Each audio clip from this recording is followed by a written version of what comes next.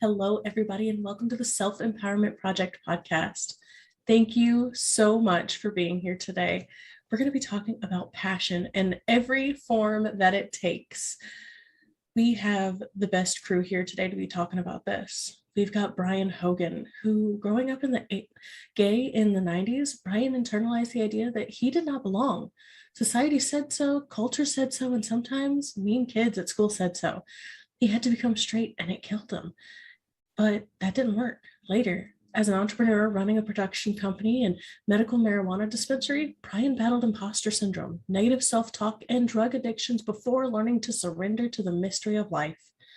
Brian is passionate about helping others find and trust their own inner wisdom, a force that connects us all, supports our very existence, and has an entirely benevolent nature. Thank you so much for being here today. Thank you so much for having me. I'm honored and excited to talk about this with you guys. That is wonderful. We've also got the amazing Samantha Touche. Samantha is a business and mindset coach who helps driven women create profit in their businesses and find more clients through sales and marketing. She has over 20 years of marketing and strategy experience working for large international companies. But it was her love of how the mind works and how to create the right mindset for success that led her into coaching. She works with clients on a one-on-one and group coaching basis to launch and scale their dream businesses, as well as offering online courses for self-led learning. Samantha is originally from Australia and has lived and traveled all over the world. She now lives in France with her family, where she is keen to write her 5th book and continue helping people to step into the businesses they were always meant to have. Thank you for being here today. Thank you for having me. I'm really looking forward to talking about this topic with you guys. Yeah. Well, today it is all about passion. What makes you passionate? What tells you that you're on the right track with your passions? Maybe it's something you found off the street and you're like, this is what I want to do with my life. Or maybe you've just found a great friend that you're like, yes, this is the person that helps me grow, become a better person. So let's start with describing a time in your life when you didn't have that passion. And then what happened when you did find it? Brian, let's start with you. Okay, that's a great question. So passion for me is like the driving force that creates all the things that we want and love and need to do in our lives. And so for me, it's to answer this question is a little tough without first decoding what passion is, but I'm going to just jump in and try to answer the question anyway, which is to say, I have now discovered that the things that I'm most passionate about are storytelling and human behavior, to put it really simply. And then so it took me a long time jumping back and forth between careers where I was trying to do healing stuff and careers where I was trying to do creative, artistic, like movie making stuff. And finally, only in the last couple of years have I really realized that those two things are one thing. And if I could, once I realized that, it sort of sparked the passion in me, because before, when I was trying to do these two things separate, like each one was a passion, but I was under the paradigm that they were in competition with each other. And like, which passion do I pursue? Do I pursue this altruistic one where I help people and heal, or do I pursue this selfish one where I do storytelling and try to become famous and make it in Hollywood? And I was like, that is the false equivalent. That is a mind trash that I adopted because of culture that kept actually, I was one of the lucky ones that had two beautiful things I was passionate about from the jump, and my own thinking around them and whether they're acceptable to the culture kept me from seeing that these were things that could actually completely light me up, fill me with energy, and push me forward into my life. So I don't know if that answers your question. It does. I'm really happy that you were able to know that you already had two passions coming out of the gate, and you were able to direct yourself towards both of them, and they came together to what you're doing now. That's amazing. You know, thank you. And when you use the term direct myself, there's some truth in that. But what I've discovered as I've gotten older is that everything that is really the truth has some kind of a paradox in it, like almost always. And the idea that I directed myself is true, but it's equally true that I was completely directed. And like what I mean by that is like this, there's this understanding within me now, looking back on it, that some of the choices that I made were divinely inspired choices, not based on like my seeking pleasure, but they were like when I reapplied to grad school, it was like there was this shimmering, bubbling up energy within me. And I just typed and looked up grad schools, and there was one in my hometown, and I was feeling a longing to go home. And like, so this, like these synchronicities led me on the path to which grad school I ended up at. And like, so that was not self-directed. It was directed by the nature of the universe, this entirely benevolent nature that I talk about, helping like people unlock within themselves. But at the same time, that nature doesn't operate in a vacuum. It is so unconditional that it only pressures you, for lack of a better way of putting it, to do things that you want to cooperate in doing also, which is where sort of passion comes from. So it's like the idea that your destiny is, it's always intrinsically linked to enjoyment, enthusiasm, peace, and love and joy. Like no one is born into a tragic circumstance of like, I have to do this, and even though I'm not passionate about it. No, you, by pursuing your passion, you actually unlock the true nature of happiness in your life, and that ripples then out and unlocks happiness in the people around you that witness you pursuing your passion from a place of wholeness. Even if you're pursuing passion from brokenness, actually, it's still inspiring. You don't have to be whole. I'm not whole, but I'm getting there. So anyway, yeah, the paradox is like directed, sure, but both are true. I directed it and I was directed. That is phenomenal. Thank you for sharing that story. Yeah. How about you, Samantha? Describe a time in your life when you didn't have passion, and how did it change once you found it? Okay, I'm going to start. I just want to address what Brian said first of all, because I think that is so true. And there's a couple of things you said that resonated with me, which will partly answer the question, and then I'll jump back. There's a very brief story I want to share with you. But I think there's the idea of passion is something, to me, it's linked intrinsically with these feelings we get. So these emotions and, intuitions, etc. So I think we're all born with certain inclinations towards certain passions and certain things that we do in our lives. Everybody's different, and we all have a particular path that we're here to perhaps follow and enjoy. But I think passion, we get so caught up in this idea of I must find my passion, I must do something that I'm passionate about, or else my life is a waste. And that is an idea that goes completely against what it was like when I was growing up. And I remember passion, I think I first came across passion at a very, very young age. When I think about a girl I went to school with and I've known my whole life, and she was always passionate about the color purple, just randomly, this color purple, and everything she did had to be purple, everything she wore. And the girls used to tease her at school. She used to have a really hard time, and she's someone who's always walked her own path, and it bounced off her. It did bother her, but she didn't make it look like it bothered her. She just kept following her path and her passion. And purple expanded into other things that she became passionate about. And I remember seeing that, thinking, wow, like, I don't think I have the courage to, first of all, tap into what I'm really passionate about, and secondly, not fit in with society and just say, look, this is what I'm going to do. This is me. This is who I am. And she was someone who, from a very, very young age, knew what she wanted to do as a job, knew all the things she enjoyed, and she just lived it. That was it. And that was really at odds with the society I grew up in. And I grew up in Sydney, which is versus other places I've lived in, it's extremely accepting. It's a fabulous place. Brian, you would have loved it in the 90s. It was great. But there's still this expectation within, cultures within cultures to follow a certain path, to have a certain job, to do a certain thing with your life. And I did that, and I don't regret a thing, but I did that. I followed, the university degree, the corporate job. I had amazing jobs. I worked really hard. I worked long hours. I, went up the corporate ladder. But there were certain aspects of things I did that I was passionate about, but I wasn't living a life of passion.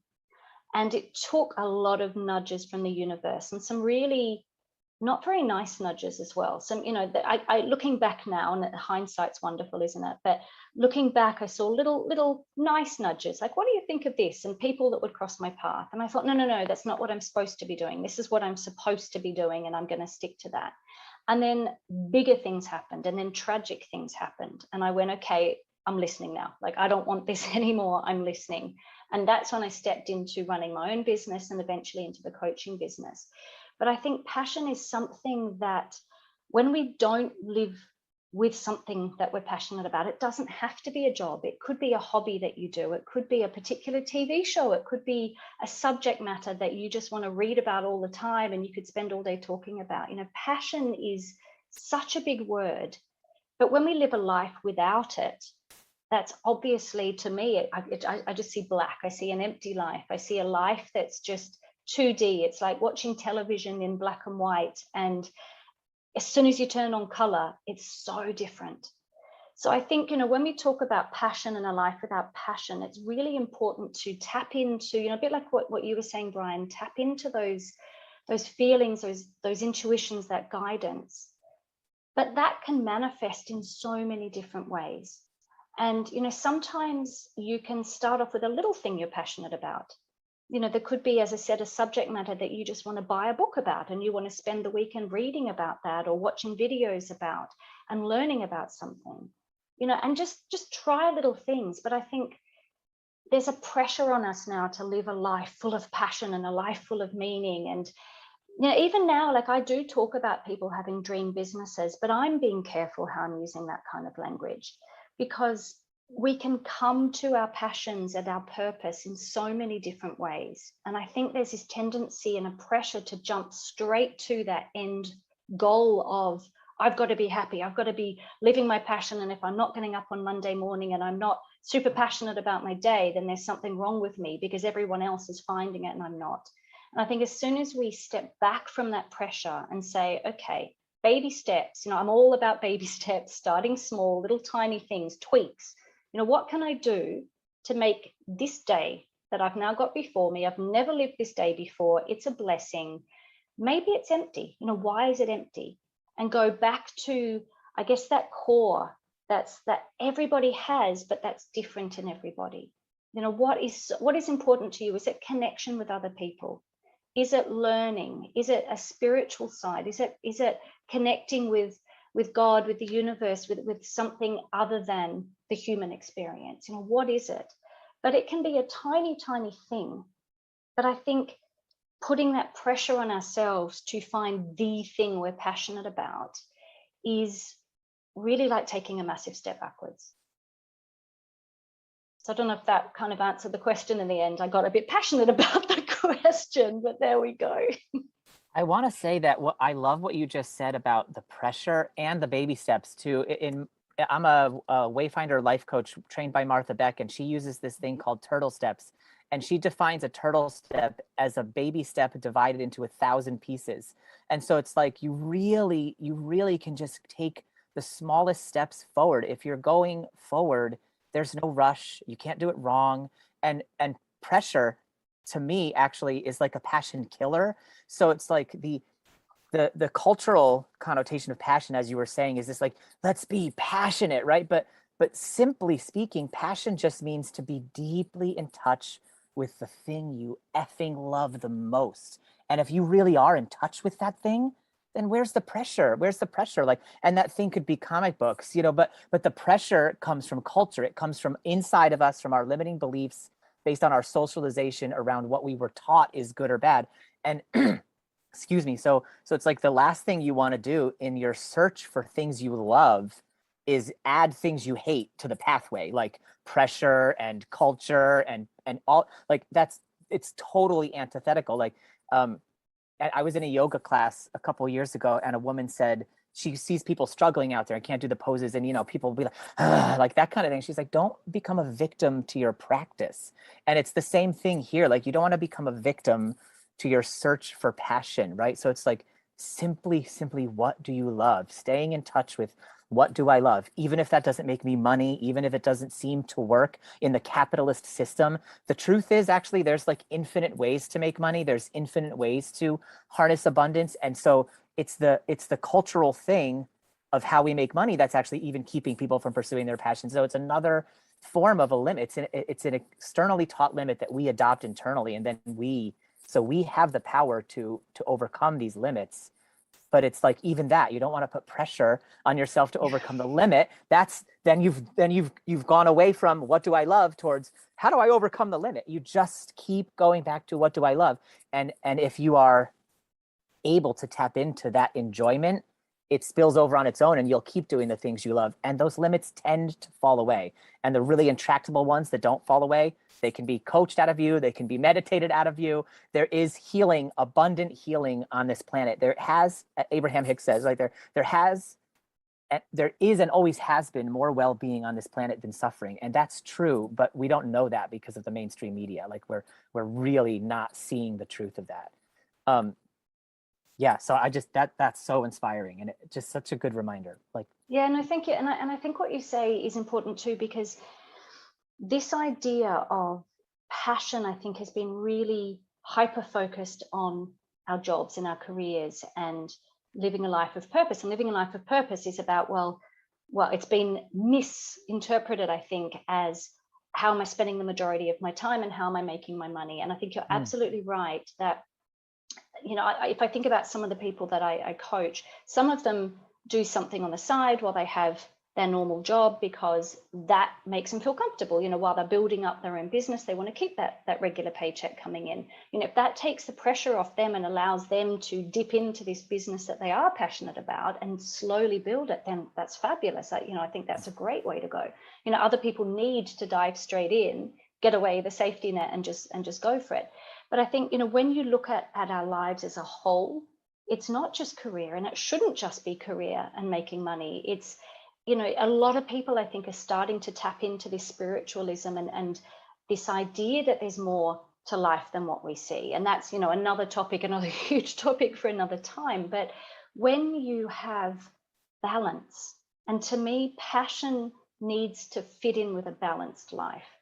And, you know, looking at elements of our lives and little tiny tweaks, little steps, little things we can do that will improve something, even if it's not directly your passion or your career. If you can take a pressure off yourself somewhere else, or you can add a joy into your life somewhere else. And I'm talking little things. So, for example, I'm also a meditation teacher and a mindfulness teacher, which is a passionate thing I do. It's like a passion project for me, talking about passion. And you know, having a cup of coffee, you know, I've got it's not actually coffee at this time of day, because otherwise for me, I'll be up all night. But, you know, having my cup of coffee in the morning, that is just that moment of pure bliss. You know, yes, I'm a coffee addict, but it's pure bliss, just sitting down, and I have it in my favorite cup, and I just take that moment to look at it before I drink it, and all those mindfulness techniques of really tapping into that one thing. Now, that's something I'm passionate about, but it's a cup of coffee. You know, it's not going to change my life. It's not going to change the world. And that's got nothing to do with my career. But that's something that I feel that I'm passionate about. It's part of my little ritual in the morning. So I think, yeah, as you say, like there's a ripple effect that does come out from looking at ourselves as a whole and really making sure that we're fulfilled in different ways. And, you know, taking that step back. And I think sometimes, you know, being the observer and really stepping back and saying, okay, let me just see, this is interesting, what's going on? I'm just going to observe this. I'm going to remove myself from this situation for a minute and just observe, and listening to our bodies, listening to what comes up for us, because clearing out some of that noise can then naturally lead us towards a life that's full of meaning and passion. But we have so much noise, and exactly as you say, Brian, these societal expectations and conditioning. And, you know, looking at all of us here today, we're from different parts of the world. We've had different upbringings, different situations and experiences, but we've all been conditioned to within an inch of our lives, really, looking at our generation. So, you know, it's recognizing that conditioning and saying, okay, that hence that observer, you know, stepping back. Okay, is that my conditioning, or is that me? Is that really me? Is that something that's important to me? And stepping away from that and recognizing it and looking at it before even heading towards trying to fill your life with passion. Yeah, I love that, because it, like, culture can trick us into thinking we're passionate about something that we're not passionate about, but we have just been conditioned to want it, right? So actually that goes right into something I wanted to ask you about, because I talk a lot about reconnecting to your body, because that's where your inner wisdom is. And you just mentioned like you being the observer and listening to our bodies more. And so I would love to hear, if you don't mind, like, what are your techniques for reconnecting people back to their body? Because I think it's so easy to say, listen to your body, but that sounds esoteric, right? Like, for someone who's not familiar that their body talks to them, they're going to be like, what the fuck are you talking about? Exactly. No, you're right. And it's something that actually, children can do really, really well. And, if you look at a child who doesn't want to go to school and suddenly they develop a tummy ache, this idea of our bodies representing what's going on in our minds. And this is actually what got me into coaching in the first place. So I coach people building businesses, but I had a life-threatening illness, and this is what actually got me to thoroughly study one of the things I'm passionate about, the mindset and mind over matter, and then looking at the mind and how it affects us internally, and looking at the mind and how it connects us externally. So that's such an amazing thing to study. But you're absolutely right. I've been doing this for years now. So what I always say is, we tend to label emotions as good or bad.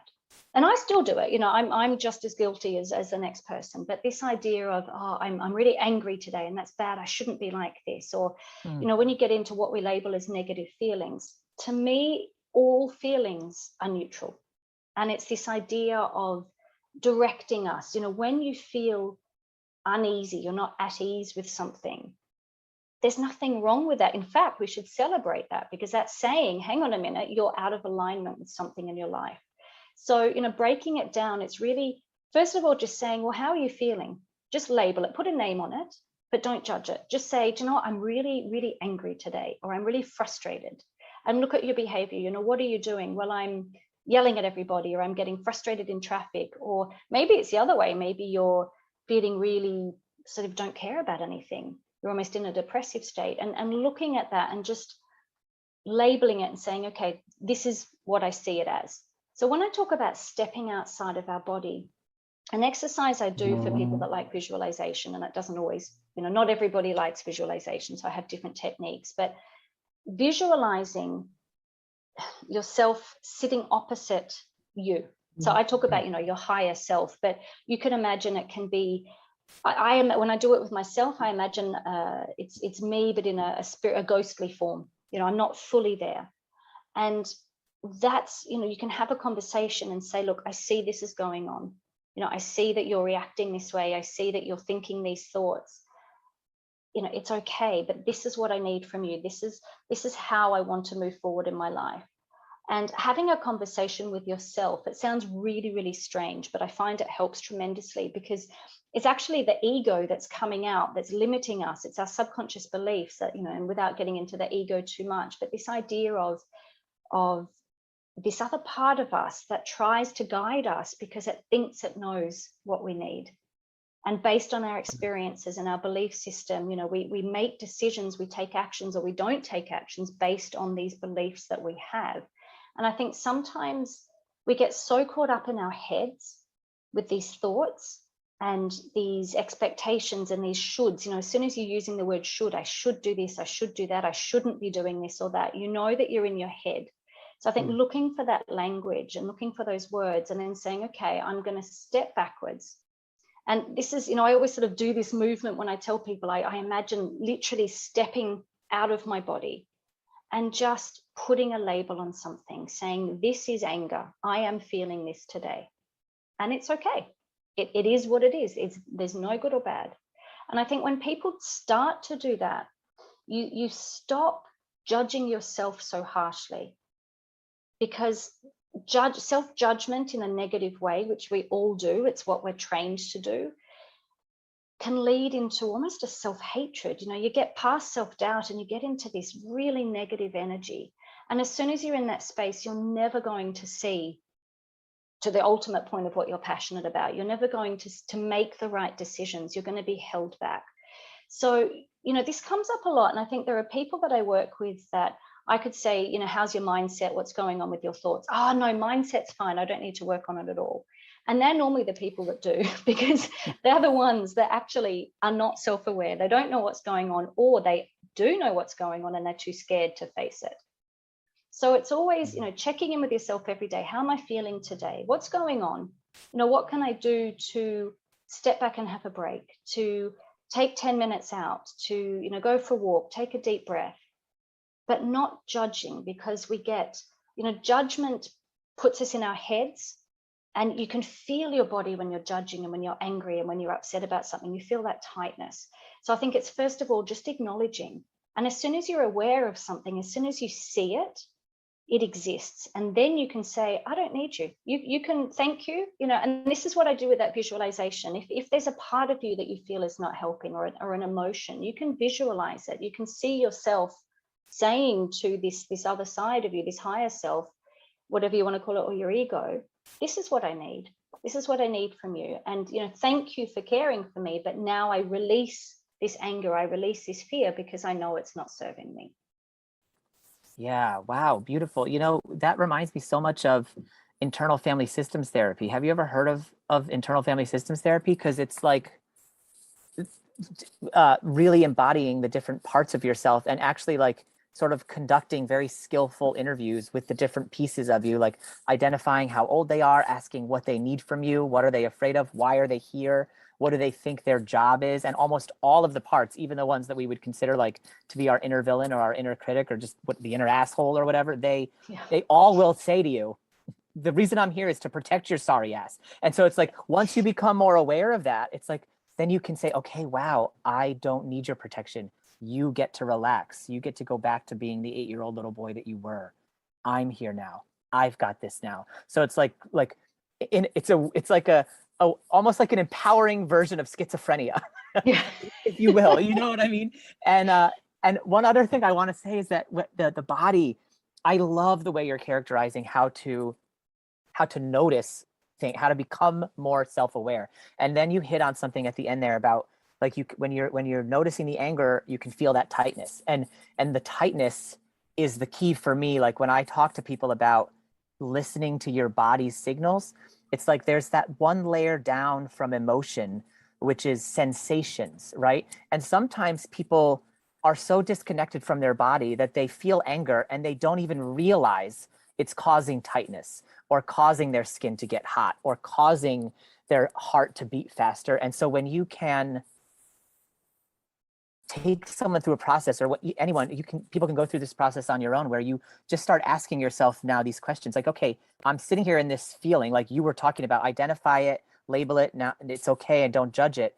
And then ask the next question too, which is like, how is this affecting my body? Not my life, not my world, like, but literally right now in this moment, like, do I feel lighter? Do I feel heavier? Do I feel closed? Do I feel open? And the more that we can identify the sensations that go along with certain feelings, we start to get a clearer and clearer idea of when the body is saying, yes, go do that. And then when the body is saying, no, don't go do that. And so it's like, there's this emotional guidance system we have, but then there's this sensational guidance system that we have too, which is I would say that the more, like, they're all intricately linked, right? But the sensations can't lie to you because they don't know English, they don't know language, so they're fully trustworthy. But your emotions and your thoughts in particular are liars. They can lie. And so when you can really reconnect what you're thinking to what you're feeling, and then what you're feeling to what you're feeling, then you can really understand the body's signal, right?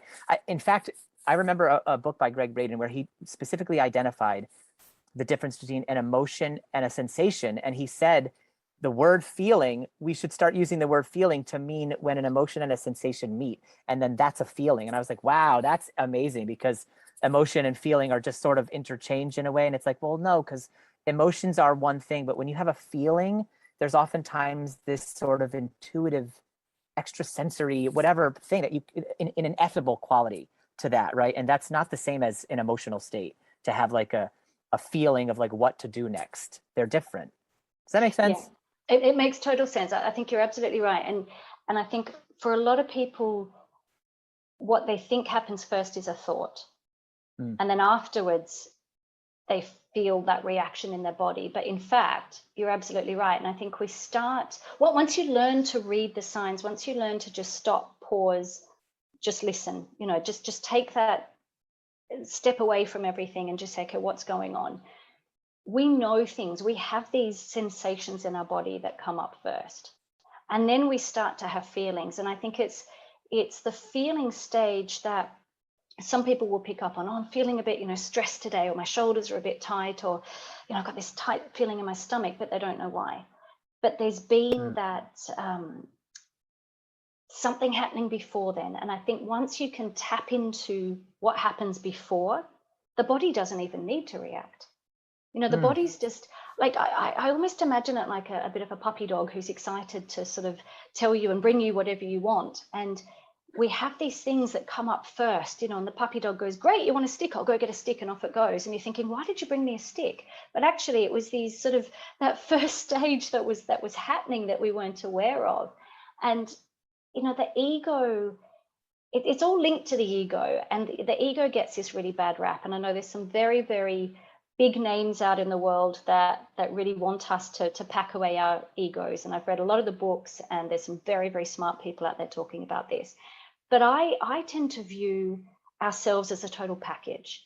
And there's nothing wrong with any part of us. There's nothing that needs denying. As soon as you deny something or shut the door on something, it's going to bang really hard to come in. There's no way to suppress anything. And, you know, when you think about your ego, the ego is really everything that we've been trained. It's this subconscious system that we have that, you know, we're partly born with. I mean, there's all the research now around the genetic and the sort of trauma and things that we can inherit. There's our environment, you know, etc. It's a massive topic. But when we get to this point as adults, we've had so many unconscious experiences or conscious experiences that we've now forgotten about. They've gone down into that subconscious part of the brain. And the ego is like this puppy dog. It just wants to protect us. It's a guard dog when it needs to be a guard dog, and it does what we want it to do. So when we're not aware of what we're asking for, and when we stay in these states of anger or fear and what we label as negative, we're not giving clear signals to ourselves, to the rest of the world, to the universe of what we want. We limit ourselves. And this is why that, you know, when I was talking about the visualization and really talking to yourself in however way you want to do it, it's the idea of saying consciously, I'm okay, I'm safe. This is, you know, I'm about to, I don't know, go do my first Facebook Live, or I'm about to put a post on social media, or I'm now going to launch my company and say, this is who I am. And people are terrified of making a mistake and saying something wrong, but that's the ego trying to keep them safe. So I think, you know, this idea of like, yeah. It's just good. I love that. It's about keeping us safe. Thank you. That's so good. Exactly. Keep going. Sorry. Yeah, no, that's fine. And I think when people realize it's that, then how can you label something bad that's trying to keep you safe? Yeah. You know, it's like the guard dog that's growling at somebody. It's really just there because it loves you. So, you know, back to your point, Brian, about the emotions and the feelings and the thoughts, and it's all interlinked, but there is an order to things. And I think when we can consciously tap into our ego and our subconscious, and you can do that with meditation, with visualizations, you can do it just having a conversation with yourself. You know, be careful where you do that. People will think you've gone a bit mad, but, you know, tapping into, you know, this is what I want. Saying it, this is my goal. This is what I want to achieve in my life. This is who I am, and I'm okay with it. I'm safe doing this. I'm safe launching a business. I'm safe writing a book. I'm safe having an opinion. You know, not everyone's going to like it. That's okay. That's not dangerous to me. And then the body reacts. And when the body reacts, then it's a feedback system to the subconscious. So it's this circuit, you know, we've got to get the circuit going. And I think a lot of people are working one way and they don't have this circuit going with sensations and feelings and thoughts, which feed back into feelings and sensations that keep going round. And if the central idea in your life is I'm safe, I'm okay, you can do anything. But you've got to program that into your thinking and your life and your inner dialogue or monologue, I should call it. Gosh, yes. You know, this is so great that this is where we just ended up, because the whole like everybody has trauma. There's so much trauma. And because like it's like almost all of the human race, for if I can make a vast generalization, is living out trauma responses and living in a sort of fight or flight mechanism. In the West, certainly the culture, the news, the capitalist pace, like it causes that to happen. And that's true in a lot of other places. And when we can get back to this place of safety, it actually it's like, if we can understand we're in fight or flight, if we can understand there's trauma, then we can heal. And when we heal and we come back to this place of safety, we can then pursue our passion. And this is sort of where it's like the paradox thing comes in again, because passion, the Latin root of passion is like to suffer, to feel, and to endure. So in the end, it's like you heal from your trauma to discover your passion, only to realize that you're at the happiest point as a human when you're struggling to learn, when you're doing things that you're not super familiar with. So it's like your example of a Facebook Live. Like if you're passionate about reaching a bunch of people with a message, for example, and Facebook Live scare the crap out of you, then you're going to feel fear doing the Facebook Live, but there's going to be this exhilaration attached to it too,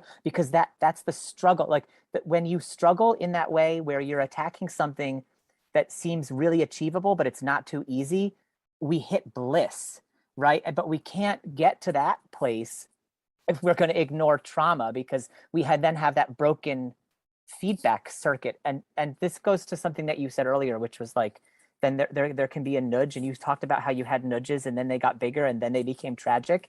And it's like, that to me is like the flip side of what I'm talking about right here, where like our passions, we are born passionate and they want to happen, and there's no pressure from the universe to make them happen. The reason we feel it as pressure is because on some level we know that's where our happiness lies. So there's no bat from the universe telling you go be passionate, go be productive. Like it's an inner pulling towards becoming blissful, right? And so I'm saying that because when we live our lives going from nudge to nudge to nudge, and in between we can just relax and rest and play, that's like an ideal situation. And if we miss a nudge, the universe, in its deep commitment to our bliss, will give us another nudge that may be less pleasant, because the universe understands that passion is linked to struggle in some way, that to really be passionate is to struggle forward, not to suffer necessarily like this deep fight or flight suffering, not that trauma suffering, but to suffer through the next thing, like to climbing a mountain, right? Like there's an exhilaration in there, but there's suffering too. Like your muscles are tired, you might get frostbite. So like, but that type of suffering is the suffering that leads to bliss. And we can't, so I'm saying this because even the tragedies that come beforehand to get us to our passion are all forms of universal unconditional love, all of it. And it's all just about trying to make us feel safe so that we can go out there and get our face kicked in again by doing our passion. But this time when our face gets kicked in, we won't care because we feel intrinsically safe. Yeah. You know, and so it's like, yeah, anyway, that's what I just love it. No, exactly. And I think the idea of neutrality, you know, that's really helped me in my life, because, you know, growing up with, I grew up in a Christian environment, and this idea, and I still am Christian, I've got nothing against that. I'm also extremely spiritual, and I love Buddhism and the teachings of the Buddha. But this idea of, and it actually comes from Buddhism, the idea of just everything's neutral. You know, we have to say this is good and this is bad. And, you know, I've got so many examples of this, but I've been seeking it in my life ever since hearing that idea. And I've looked back at my life and I've got millions of examples where I would say, for example, you know, something was really good and someone else in the exact same situation would say it was really bad. And the classic one, whenever I talk about this, is thinking about two people in a company who were told on the same day, your job's gone, you've been made redundant. Now, one person may skip out of that office, you know, singing and hollering with glee because they've been desperate for that job to end because they hated it, or they're going to get this massive payout and they're so happy. And the other person is thinking, my life's over. And how can one exact same scenario be viewed so differently? So I think, you know, when we try to and I'm sort of contradicting myself in a way, because I'm talking about labeling things. But when I talk about labeling emotions, it's simply to just say that is anger, that is fear, or that is love, or that is joy, and not judge it. So when we can see everything as neutral, and exactly as you say, like I've led a very colorful life. I've had an amazing life, and there are things that have happened to me I would not wish on my worst enemy. And every single one of those I see as a blessing. And it's, at the time, of course, you don't see that. It's just stuff happens, and it feels like the earth, you just want the earth to open up and swallow you.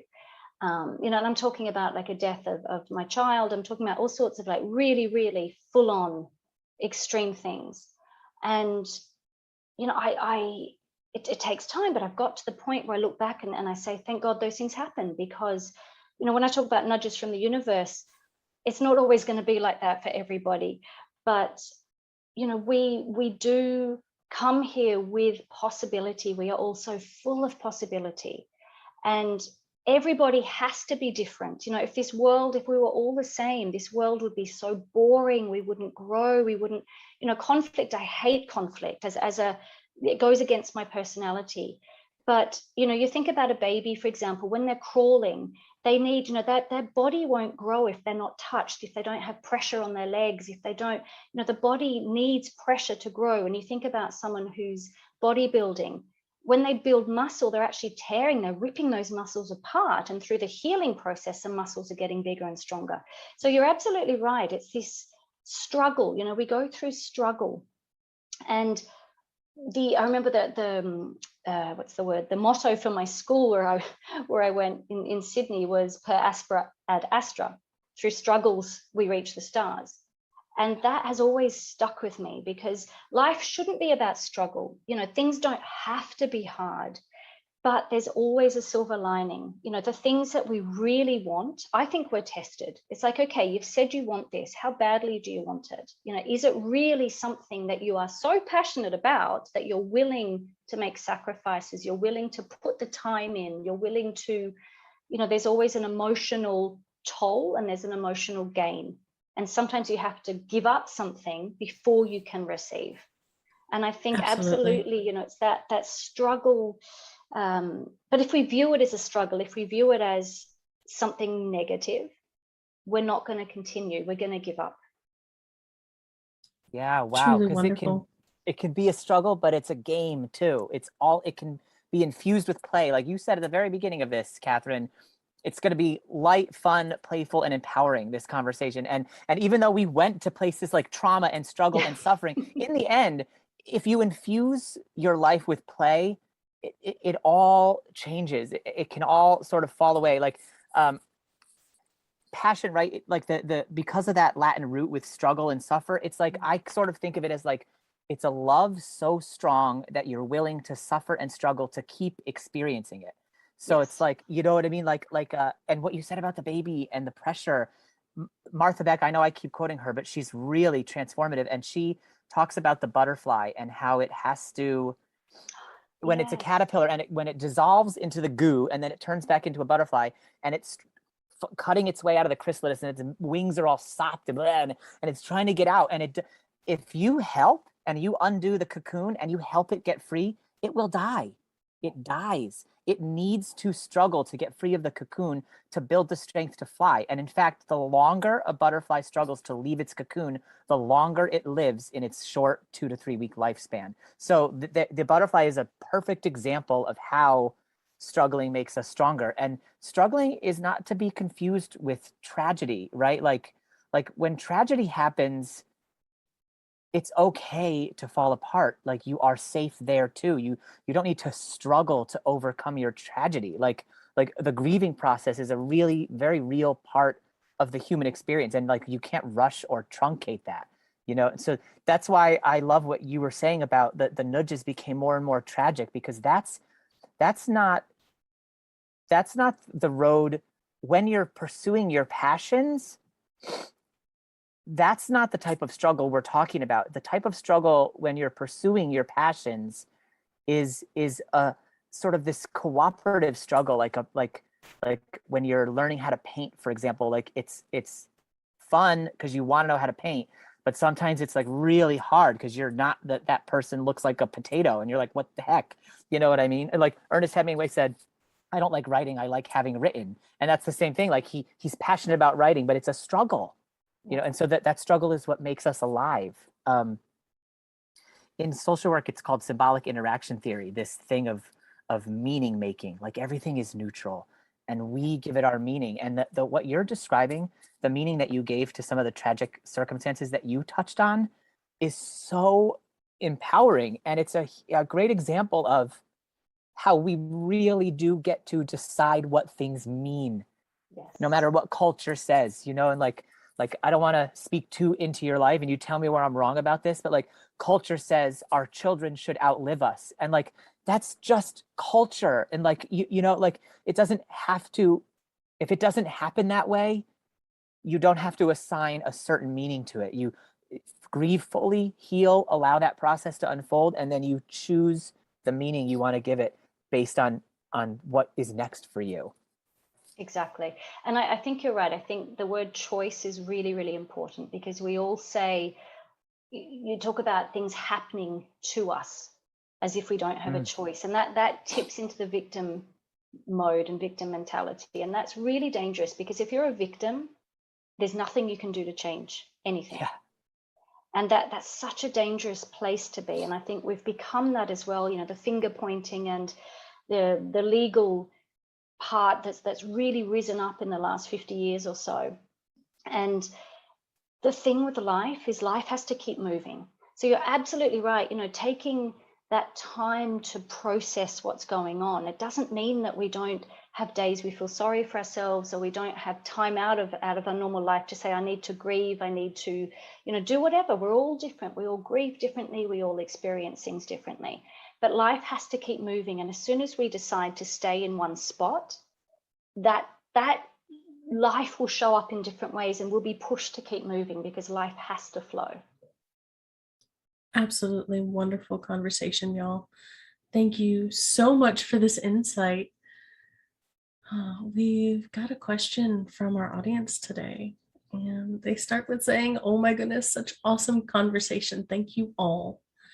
They wanted to ask, once you've achieved that realization of passion and you know what it is that makes you comfortable and happy, how do you refocus those passions into a lifestyle and livelihood where it is not something facilitated by a capitalistic economy?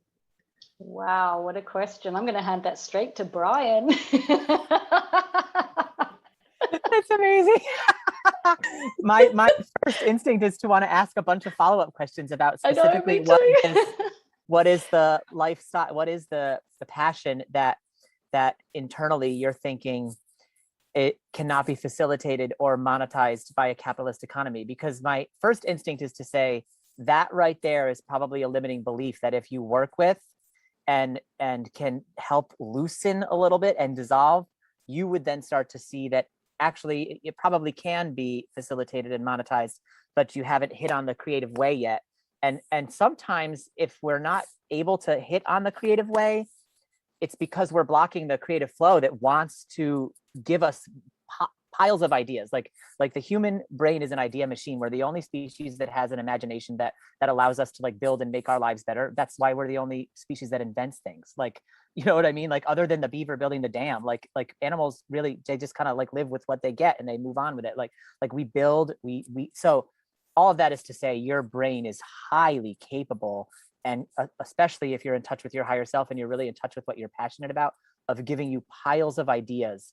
And if that's not happening, then there's a couple things I would say that could be going on. One is there's just possibly limiting beliefs. And if you're thinking it can't happen, then you want to inquire to that limiting belief. And the work of Byron Katie is really good here. You can look her up and she will help.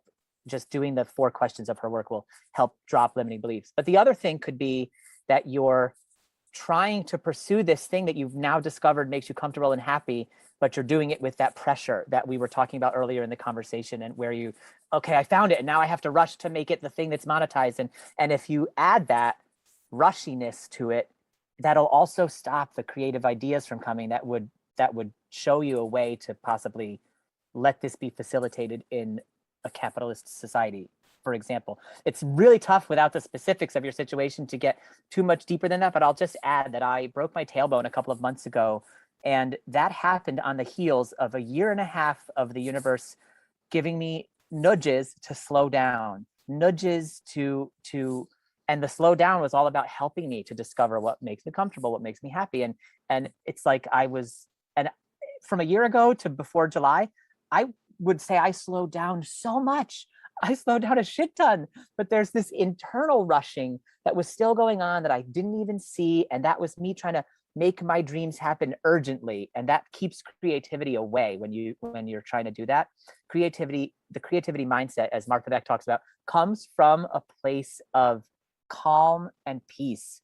And it's a precursor to it is fun, right? So when I broke my tailbone, it was like I went from nudges to slow down to a master class in how to stop, because I was like in my bed for 3 months. And in that time, it gave me the chance to sort of self-reflect and realize I could let go of the urgency, because I was literally now 3 months behind schedule, and I'm actually fine. I'm not behind schedule when I let all that go. And so if you can let the urgency go around it, if that's a factor for you, that will help ideas to generate. And if that's not a factor, if you're not feeling the urgency, then maybe there's just a belief, because the belief that it is not something facilitated by a capitalist economy is just a belief. And without knowing the specifics, I can't really say if it's true or not true, but my gut instinct is that's not true. Yeah, and I think, well said. I'm glad I got you to go first. I just to add to that, I think that honestly, and particularly in the last couple of years, I'm amazed at the ideas that are coming out that people are making money from. And I'm also amazed at the number of people that are stepping away from a capitalist society and a need for a lot of money, and who are taking a massive step back and really simplifying their lives. There's this sort of dual effect going on. So I think, what I always say, and again, I agree with you, Brian, it's sort of hard without knowing all the details, but there's a practical aspect to this. And the first thing I always do is say, what's going on in the world around that idea? What are other people doing with that idea? And it's obviously not to copy people, but it's just people, other people who are maybe a step further along. You can, and this is what social media is great for. You can find your tribe, you can find your people, and you can see other people that are doing something similar. Honestly, it's very rare to have a new idea. Every idea is based on something else, and these cycles. So I've got to be careful how I say this, because I think there are fabulous ideas out there, and there are people that are amazing people coming up with things, but there is always some sort of historical influence or some subconscious influence. So what I'm saying is that there's always ways. If you have something you're passionate about and it's a life that you really want to live, there are ways to make it happen. And I think the belief system is so crucial. And I left an incredible corporate career, 6-figure career, money from that point of view, everything was great. But it wasn't speaking to me as a person. I wasn't living the life that I knew I was here to live. So that took massive courage, huge amounts of fear. And the number of times, I don't know how many times I thought to myself, I just need to go back and get a job again. I'll just go back to that. That was easier. I knew what I was doing, rather than trying to carve my new way in the world. And, again, it was this passion of, why am I doing this? That drove me forward. And I found my own path. But there are so many people doing the most incredible things and monetizing things that I didn't think people would even pay for.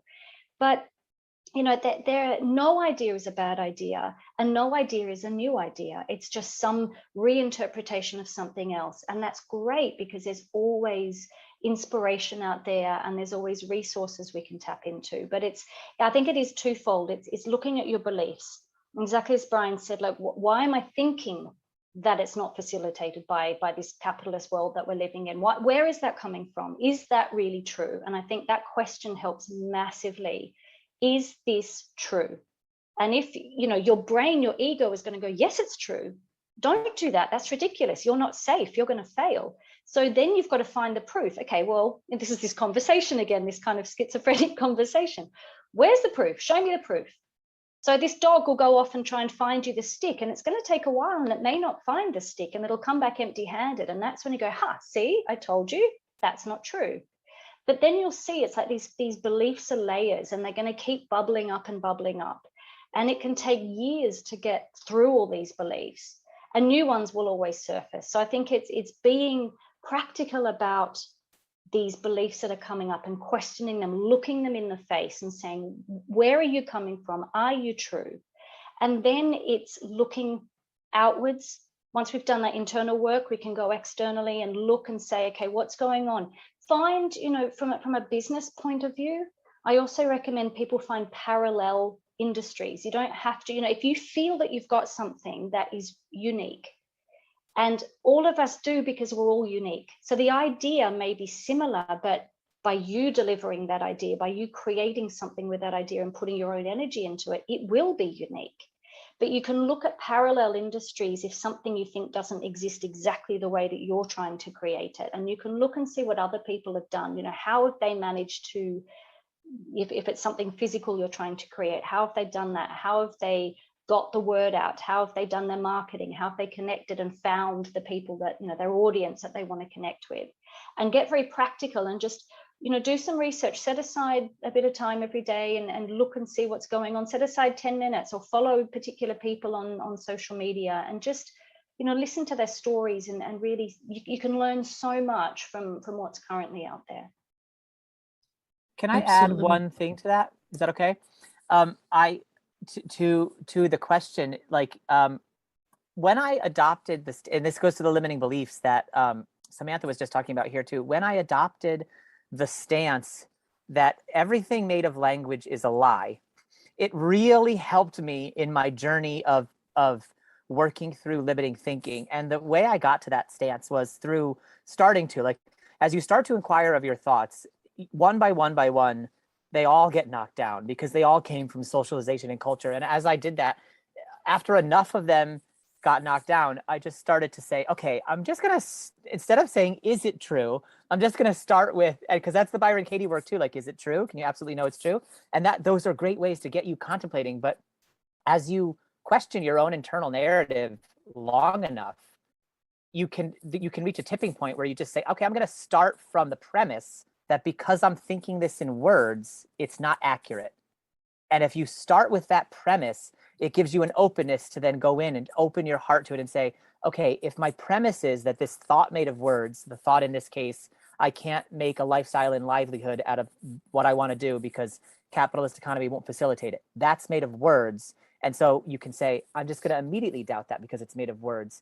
And then the way you can make this really practical is you take the words to your body and you interview the words and you say, so you get into a really contemplative place, you get still, you shift your attention out of your thought storms, and shifting your attention into your body, you can do it very practically by just feeling the bottoms of your feet on the floor, feeling your butt in your chair, feeling the chair on your back. So you're really literally putting your awareness into your body. And then once you're there, you say out loud, I can't pursue this lifestyle and livelihood because capitalist economy will never allow it. And then you let go of whatever the thoughts are going to say, and you go right to how did my body react to that? And if when you say that thought, this can't work in a capitalist economy, if it makes your body shrink in any way or your skin get hot or anything that feels like a no or a negative, then it's not true. It's not a true thought. And so you can literally just take the thing you're thinking, come from the starting place that it's not accurate, and then ask your body what it thinks of that. And if your body doesn't wildly open to it, it's not true. It's not true for you. Today has been amazing with the amount of knowledge and insight that y'all have shared. And it looks like they've sent over a heart and they're saying thank you so much for everything that y'all have talked about today.